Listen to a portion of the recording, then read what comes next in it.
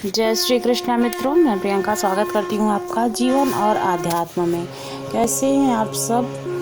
आप सभी अच्छे होंगे। मित्रों, हम सभी जानते हैं कि हमारे अंदर में 7 इंद्रियां होती हैं और उनको हम शुद्ध कर सकते हैं रामायण और महाभारत को पढ़कर। महाभारत और रामायण में जो ज्ञान दिया हुआ है, अगर उनको हम अपनी ज़िंदगी में उतारते हैं तो हमारी 7 इंद्रियां जो है वो शुद्ध हो जाती हैं और हम अपने जीवन में मुक्त हो सकते हैं।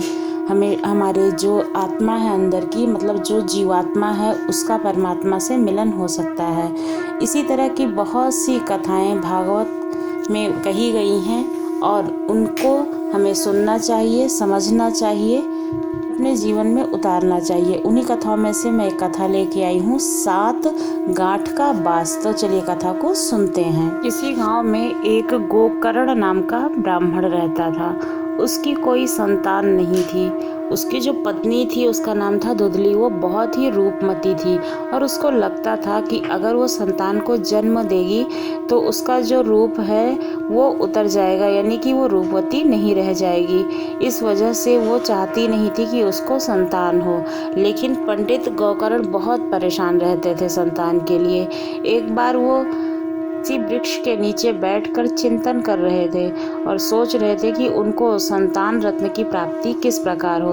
तभी उनको एक महात्मा मिलते हैं और वो महात्मा से बोलते हैं कि महात्मा जी, कोई भी ऐसा उपाय बताइए जिससे हमें पुत्र रत्न की प्राप्ति हो। क्योंकि हमारे समाज में ये धारणा है कि अगर हमारे पुत्र नहीं होता है तो हमें इस शरीर से मुक्ति नहीं मिलती है। यानी कि जब हम मृत्यु को प्राप्त होते हैं उसके बाद में जो कर्म कांड होते हैं, अगर वो पुत्र नहीं करता है तो हमारी आत्मा मुक्त नहीं होती है। इसलिए जो भी दाम्पत्य है वो चाहते हैं कि उनको कोई भी संतान अवश्य हो। क्योंकि आगे जब हम बूढ़े हो जाते हैं, यानी कि जब हमारा शरीर क्षीण हो जाता है, कोई भी उसको देखने के लिए, उसको संभालने के लिए और अपने खानदान को, कुल को चलाने के लिए लोग चाहते हैं कि उन्हें पुत्र रत्न की प्राप्ति हो। इस प्रकार से पंडित गोकर्ण जो थे वो भी यही चाहते थे। तब महात्मा जी ने कहा कि तुम्हें संतान किस लिए चाहिए? अगर तुम्हारे घर में कोई भी संतान उत्पन्न हुई तो वो तुम्हारे विनाश का कारण बनेगी, तुम्हें कभी भी संतान नहीं हो सकती है। लेकिन पंडित के बार बार कहने से महात्मा जी ने उन्हें एक फल दिया और कहा कि इस फल को अपनी पत्नी को खिला देना, इससे वो गर्भवती हो जाएगी। पंडित जी वो फल लेके आए और अपनी पत्नी को दे दिया। उसी समय उनकी पत्नी की बहन जो थी वो आई हुई थी, वो गर्भवती थी। तो जो पंडित जी की पत्नी यानी कि धुधली थी, उन्होंने अपनी बहन को सारी बात कह सुनाई। तो उसकी बहन ने कहा कि हमारे पास तो जरा भी धन नहीं है और हम गर्भवती भी हैं, तो हमारी संतान की देखरेख कैसे होगी? इसलिए तुम हमारे संतान को ले लेना, जिससे तुम्हें संतान की प्राप्ति भी हो जाएगी और हमारी जो संतान है वो सुख सुविधा में पले बढ़ेगी। तो फिर उसने कहा कि ठीक है। धीरे धीरे समय बीता, उसकी बहन को संतान प्राप्ति हुई। वो अपनी बहन यानी कि धुधली को संतान देकर चली गई और धुधली ने सबसे कहा कि ये हमारी संतान है। वो एक पुत्र था और जो फल था उसको उसने एक गाय को खिला दिया था। उस गाय के गर्भ से एक पुत्र प्राप्त हुआ, जिसका कान जो था वो गाय का था और बाकी जो शरीर था वो मनुष्य का था। उसका नाम पंडित जी ने गोकर्ण रखा और उसको शिक्षा दीक्षा देने लगे और अपने पुत्र को भी देने लगे, जो कि उसकी बहन का पुत्र था। लेकिन पंडित गोकर्ण को लगता था कि वो उनका ही पुत्र है। लेकिन जो गोकर्ण था उसका मन उनकी पूजा पाठ और भगवान में लगता था, उसकी रुचि थी। लेकिन जो उसकी बहन का पुत्र था, जिसको पंडित जी अपना पुत्र समझते थे, वो उसका मन बिल्कुल भी भगवान में नहीं लगता था। वो हमेशा बुरे कर्म करता रहता था।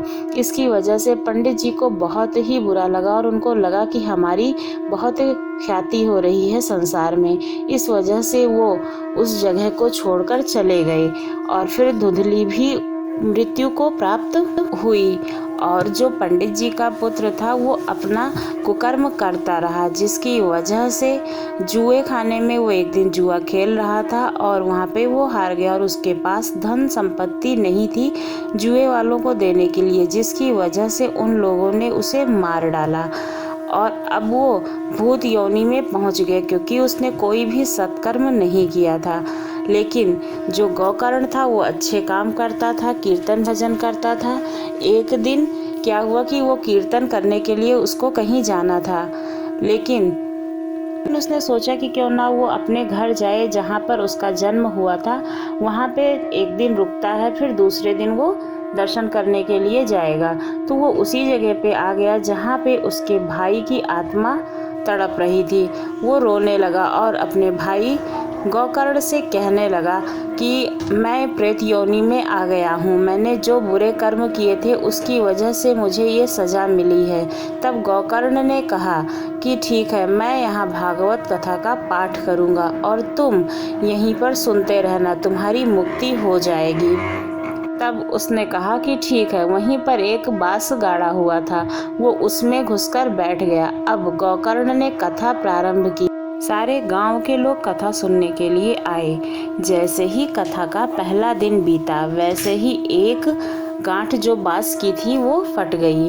दूसरे दिन दूसरी फट गई, तीसरे दिन तीसरी फट गई, ऐसे ही 7वें दिन सातों गांठें फट गईं। अब गांव वाले सोचने लगे कि ये क्या हुआ है और कहने लगे कि तुम्हारे आंगन में जो बांस गड़ा हुआ था वो कैसे इस तरह से फट गया, हर दिन एक गांठ उसकी कैसे फटी। लेकिन गौकर्ण सब बातें समझ गया था, अब उसके भाई को मुक्ति मिल चुकी थी। अब आप लोग सोच रहे होंगे कि भागवत कथा के एक एक पाठ को सुनने से किस तरह से उसको मुक्ति मिल गई। ऐसा कैसे हो सकता है कि 7 दिन के पाठ से उसकी आत्मा को मुक्ति मिल गई। तो मित्रों, हमारे शरीर में 7 इंद्रियां हैं, उन इंद्रियों को हमें शुद्ध करना पड़ता है। जिस तरह से भागवत का एक एक पाठ होता रहा और एक एक इंद्रिय उसकी मुक्त होती रही, उस तरह से गांठें फटती चली गई। जिस तरह से 7 श्रीमद् भागवत का पाठ हुआ, उस तरह उसकी 7 इंद्रियां शुद्ध हो गई और वो मुक्त हो गया अपनी प्रेत योनि से। इसी तरह से मित्रों, जब भी हम कहीं भी भागवत में जाते हैं या रामायण में जाते हैं तो उसके मर्म को हमें सुनना चाहिए, समझना चाहिए कि हम क्या सुन रहे हैं। आपको ये कहानी कैसी लगी ज़रूर बताइएगा। अगर अच्छी लगी हो तो चैनल को सब्सक्राइब